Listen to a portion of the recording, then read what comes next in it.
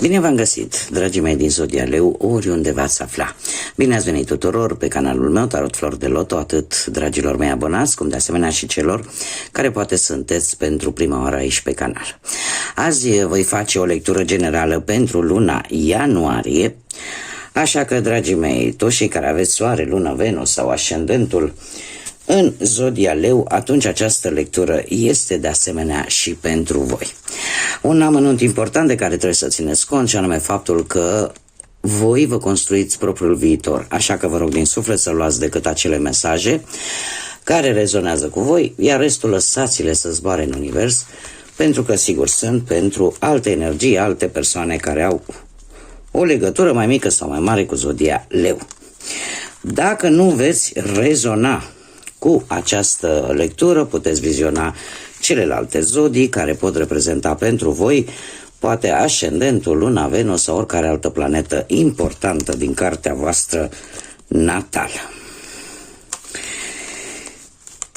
Așa că, dragii mei, haideți să vedem. Cei care mă urmăriți de ceva vreme știți că la fiecare început de lună, în speță, acum avem luna lui ianuarie, scot câte o carte din acest oracol al frunzelor de ceai, câte o carte pentru fiecare săptămână a lunii ianuarie. Și haideți să vedem. Și avem degetul. Dragilor, prima săptămână din ianuarie vine cu un avertisment, și anume să acordați mai multă atenție la o problemă pe care e posibil să o aveți în acest moment sau care va veni într-un viitor foarte apropiat. Să acordați mai multă atenție unei situații care vă poate crea sau care va atrage atenția, mai bine spus. Este o situație posibil actuală sau o situație care va urma în perioada imediat următoare. În a doua săptămână avem ochiul, care ne vorbește de niște abilități psihice.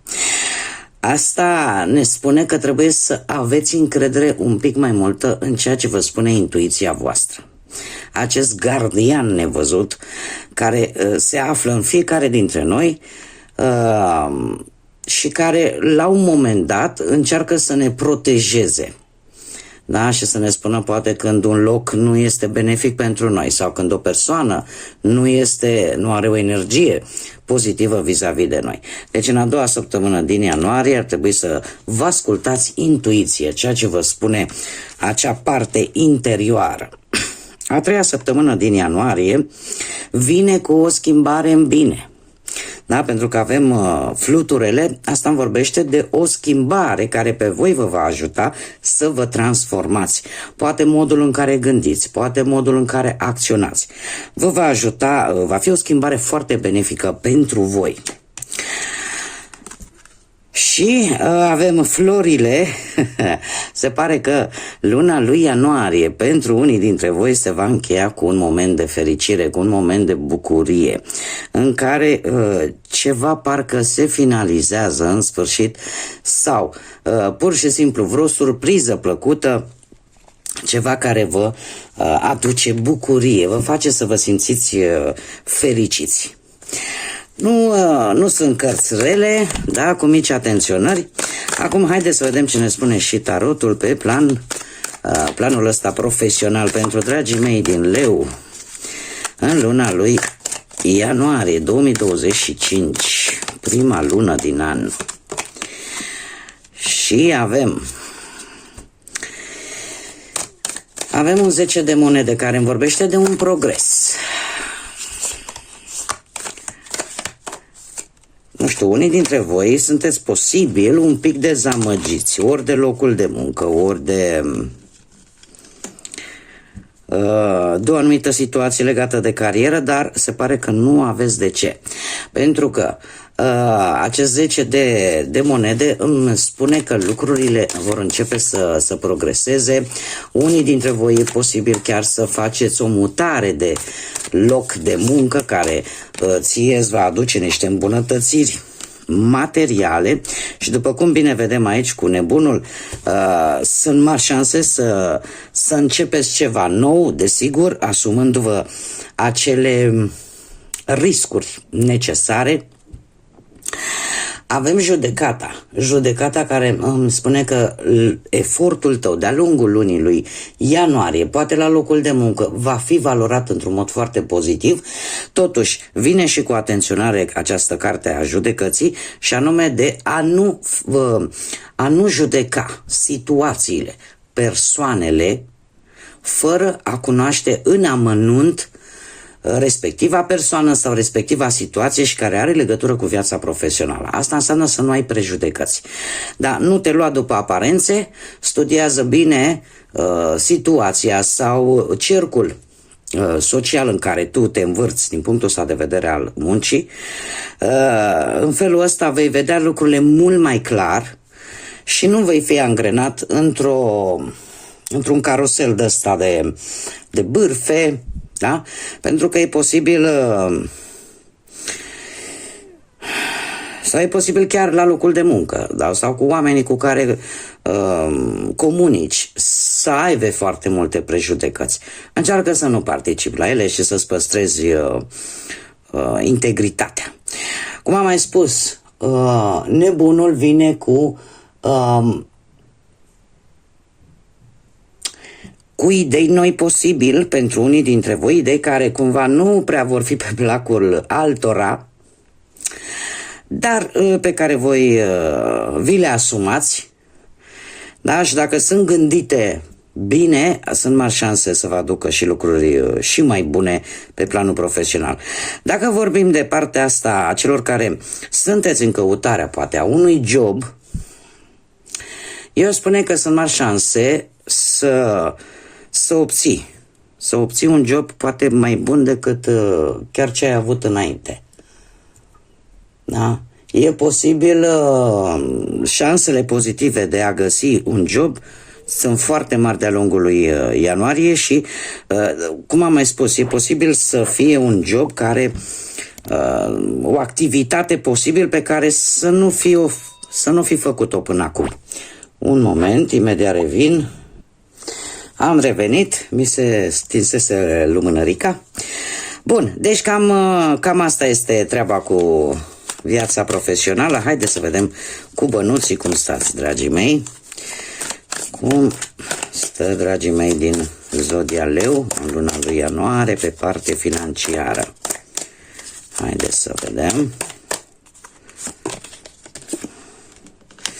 Și avem un as de cupe. Se pare că bani ați avut într-un trecut nu foarte apropiat.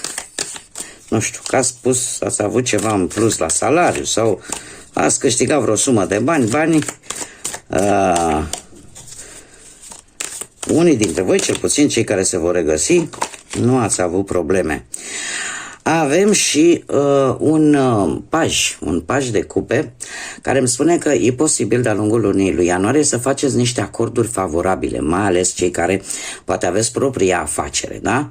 Să semnați anumite contracte favorabile pentru voi. Alții, e posibil, chiar dacă am mai avut un mesaj de la o doamnă, nu aici, pe TikTok, care mi-a spus că tocmai când a anunțat un personaj politic, nu mă bag în lucrurile astea că nu vreau să-mi închidă contul, că s-au înghețat salariile, asculta lectura mea și probabil că acolo, nu pot să le țin minte pe toate,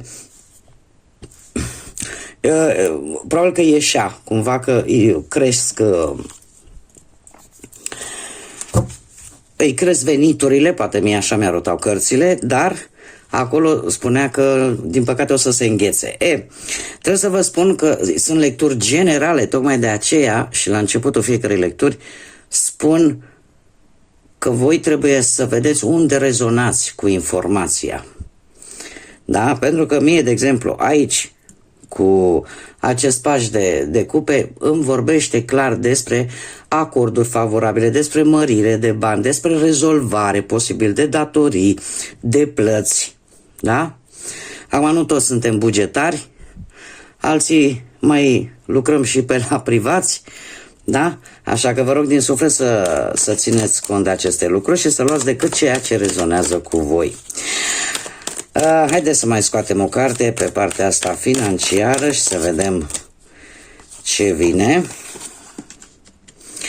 Și vine o regină de spade. O regină de spade care pe partea asta banilor îmi spune că ori există cineva sau va apărea cineva de-a lungul lui ianuarie care din punct de vedere financiar va fi cineva puternic, care va juca un rol important pentru voi. De asemenea, această carte vine și cu atenționarea aceea de a nu cheltui impulsiv, de a vă folosi inteligența și, cum bine am văzut chiar și cu primele 2 săptămâni, folosiți-vă inteligența, folosiți-vă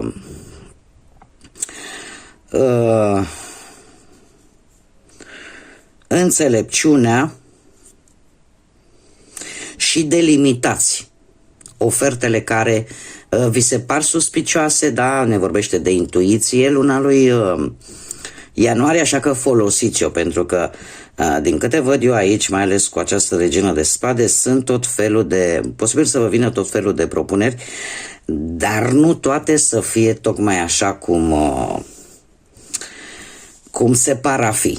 Totuși, într-adevăr, îmi apare un personaj posibil dintr-o zodie de aer, Gemeni, Balanță sau Vărsător, care să aibă un rol important din punctul ăsta de vedere financiar. Așa, per general, nu stați rău. Haideți să vedem cu dragoste cum stați, dragii mei, prima dată cei care sunteți într-o pereche. Lucrurile nu stau rău deloc. Pentru cei care sunteți într-o pereche, cel puțin de moment, avem un 10 de cupe care îmi vorbește despre o gândire, cum să spun eu, sentimente reciproce, valori solide în relație. Nu știu dacă nu cumva se apropie un eveniment important pentru voi, dragilor, care sunteți într-o pereche. 7 de monede. 7 de monede zice că e posibil ca unii dintre voi să fi gândit un pic negativ vis-a-vis de perechea voastră și se pare că nu este cazul. Nu este cazul, mai ales cu 7 ăsta de monede aici îmi spune că sunt rezolvări după posibile probleme, iar 9 de bâte totuși vine cu o să descoperi, posibil, o să descoperiți că de fapt și dacă ați avut ceva gânduri negative sau ceva mici probleme în relația voastră, nu este neapărat, ca să zic așa, nu perechea voastră este cauza sau voi. S-ar putea ca aceste mici neînțelegeri care apar în relația voastră să vină din cu totul altă parte, din exterior, da? Cu acest 9 de bâte. Și a zice că amândoi trebuie să vă apărați relația împotriva altora care probabil din lipsă de ocupație vorbesc ce nu trebuie. Haideți să vedem cei care sunteți singurei. Pentru voi, dragii mei, sunteți destul de energici. Aș spune că este cineva tânăr. Cineva tânăr, oriunde voi vă desfășurați activitatea, care vă cam atrage. Vă cam atrage și e posibil, nu știu, să fie o zodie de foc, la fel ca și voi, leu sau berbec sau săgetător. Dar avem un 5 de monede care, sincer să fiu, voi ați pus ochii pe persoana asta. Problema este că ori nu sunteți siguri dacă această persoană vă corespunde, ori semnele vor fi de așa natură încât voi să vă dați seama de fapt că e posibil să urmăriți o himeră, să urmăriți, ca să zic așa, pe cineva care îți cam face să-ți pierzi timpul. Da? mai ales că avem și un nou de monede aici, un nou de monede care ne spune în felul următor. Nu știu dacă din păcate sau din fericire pentru unii dintre voi, cei care sunteți singuri, într-adevăr, e posibil să fi pus ochii pe cineva, să vă intereseze cineva, doar că respectiva persoană nu prea vă dă în bună. Asta nu înseamnă cu acest nou de monede că dragostea nu vine în viața voastră, că dragostea va veni și chiar foarte curând, dar spune, dacă nu este în luna lui ianuarie, probabil că în următoarea perioadă și va fi o dragoste foarte, foarte intensă. Da? E posibil asta, ca în prima fază ce îmi spun mie cărțile. Ar mai fi o variantă în care cumva, dar este cumva mai puțin plauzibil, să existe decât o atracție fizică între voi și nu neapărat sentimente. Acum depinde ce căutați voi. Da? Depinde ce căutați voi. Dar indiferent cum ar fi, că e persoana asta și decât e o atracție fizică sau că este altcineva, mie acest nou de monede îmi spune că cât de curând dragostea totuși apare în viața voastră. Acum depinde ce fel de dragoste căutați fiecare. Haideți să vedem care sunt numerele angelice pentru voi, dragilor din Leu, în luna lui ianuarie. Și avem, ce interesant, avem un număr maestru, 44, care nu-l dividem, nu-i facem absolut nimic, fiind un număr maestru, ne vorbește de importanța de a avea un scop în viață. Și ne vorbește foarte mult de integritate. Ce ne spune acest 44? Ne spune că îngerii te încurajează să continui pe drumul pe care tu ai pornit în această viață prezentă, da? Să fii inteligent, să fii determinat și se pare că în viitor vei avea o reușită mai mare decât te aștepți.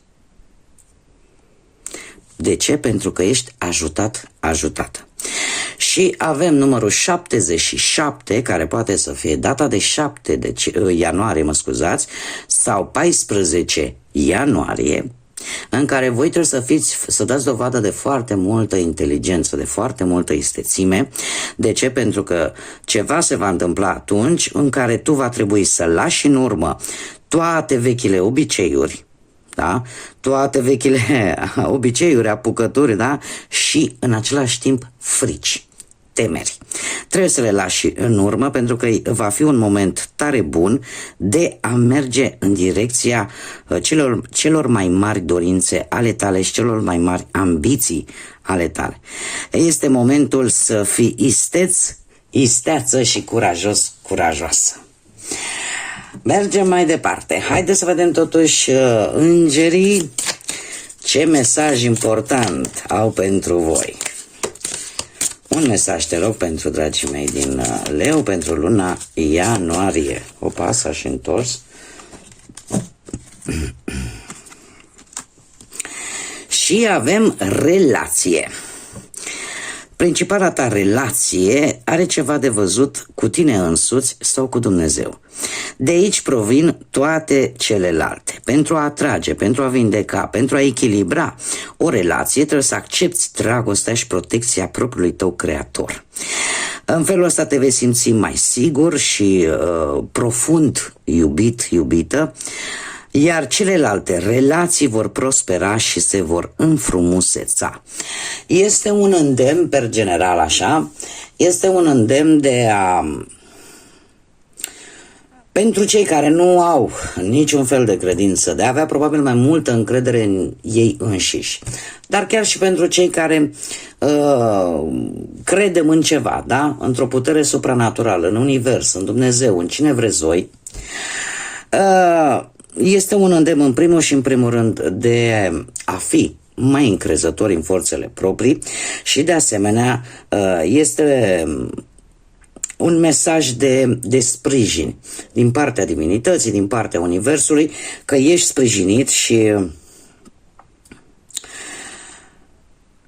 există ceva care ție îți dă siguranță, care îți dă siguranță și care face ca lucrurile să se miște într-o manieră pozitivă în jurul tău, atât în relațiile care le ai tu cu ceilalți, cât și în relațiile tale intime, în relațiile tale sociale. Da, cumva se emană așa o energie super pozitivă care nu face altceva decât să atragă la rândul său mai multă energie pozitivă.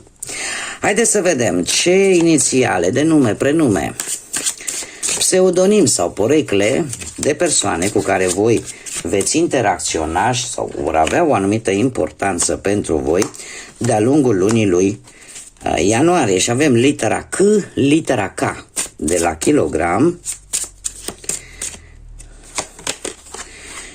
litera Z. Puteți de asemenea să vă regăsiți poate chiar inițialele propriului nume. Litera D, litera Q, încă o dată se repetă litera Z, litera R și încă o dată litera Q. Deci inițiale de nume, prenume, pseudonim sau porecle de persoane care vor avea o anume importanță și care eu aș spune că predomină foarte mult zodiile de aer, Gemeni, Balanță, Vărsător,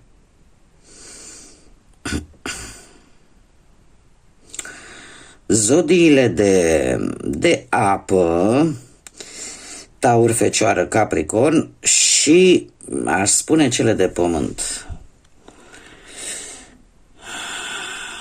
Cele de apă, mă scuzați, Rac, Pești, Scorpion și cele de pământ, Taur, Fecioară, Capricorn. Bun, dragilor, aceasta a fost lectura generală pentru luna ianuarie. Noi oricum o să ne mai vedem cu lecturi atemporale, cum v-am obișnuit. Totuși, eu vă mulțumesc pentru atenție, ca de obicei, sunteți minunați și, desigur, nu uitați cei care poate încă nu v-ați abonat și poate ați rezonat sau poate v-a plăcut genul acesta de lecturi, nu uitați să vă abonați, eu vă aștept cu mare drag, cum de asemenea nu uitați de like-uri, nu uitați de comentarii și de distribuiri. Eu vă urez ca la acest început nou de an 2025 să îl începeți în primul și în primul rând cu multă energie pozitivă, să nu fiți dezamăgiți, să lăsați tot ce este vechi și nefolositor în urmă, să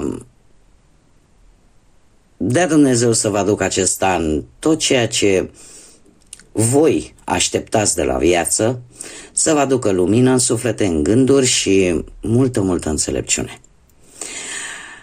Până data viitoare când ne vom reîntâlni, numai bine vă doresc și să fiți iubiți, dragilor!